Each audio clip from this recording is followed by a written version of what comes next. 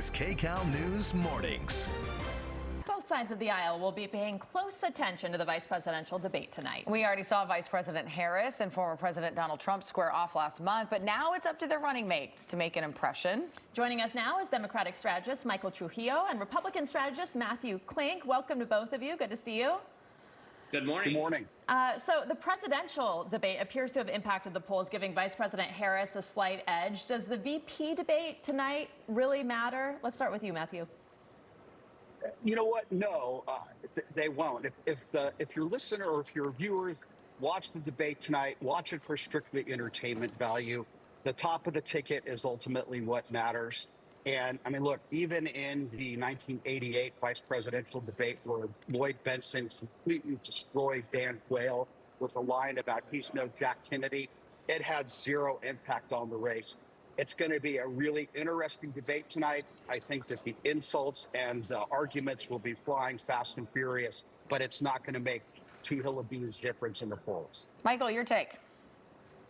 I actually, unfortunately, agree with Matt.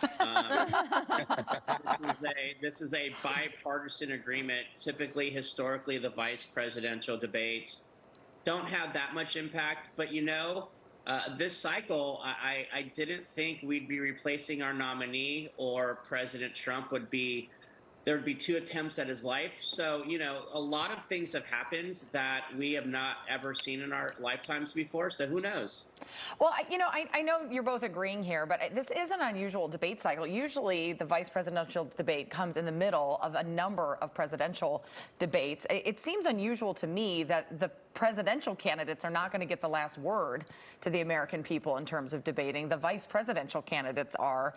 So what do they need to do? We know they're going to have to balance attacking the top of each ticket with also introducing themselves, and they really are the last word. Matthew, let's start with you.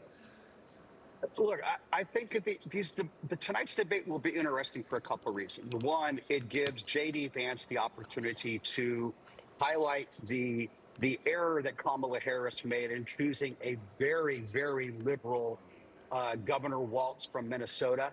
I mean, this is a man whose positions are rather extreme.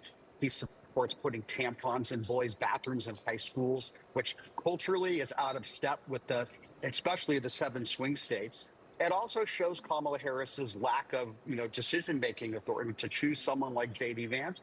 And it's a chance to talk about the economy, how Bidenomics is failing, that it costs more to live less under Biden-Harrisonomics, and the failed immigration policy. So J.D. Vance has an interesting task ahead of him, and it's going to be a really, really fun debate.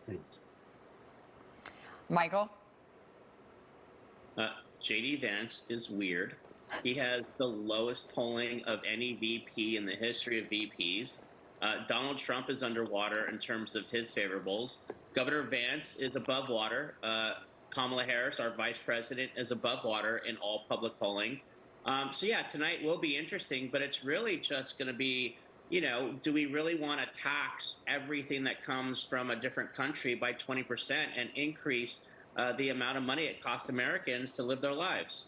All right, let's get into a couple of the issues specifically. Matthew, let's start with you. Some within the Republican Party have raised concerns about J.D. Vance as Trump's running mate. What pitch does he need to make to ease some of those concerns, especially as it relates to women's issues and abortion? Well, look, I think that he has been pretty forceful in saying that he is pro-life, and he's going to stick to that script.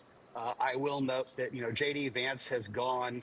He'll do any interview, any time with anyone, even in the most liberal of news circles, unlike Governor Walz, who they have really kept cloistered because he makes some gaffes.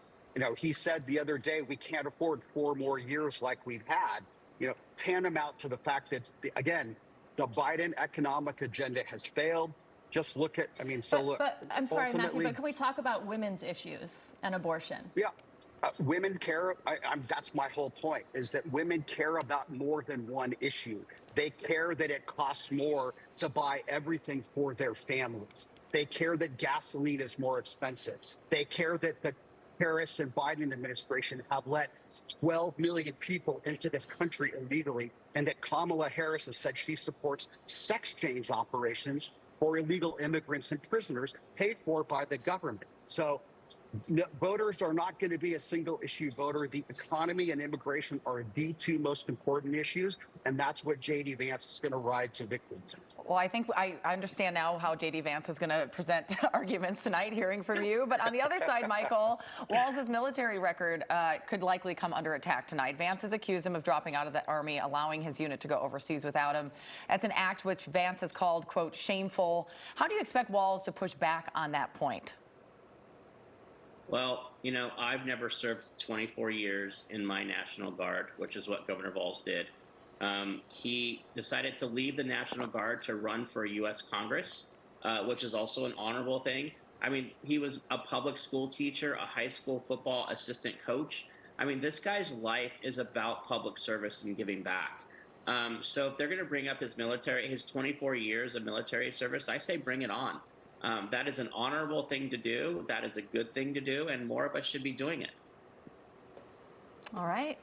Well, both of you, thank you so much for being here. I'm even more excited about the debate tonight. Appreciate your time. Thank you.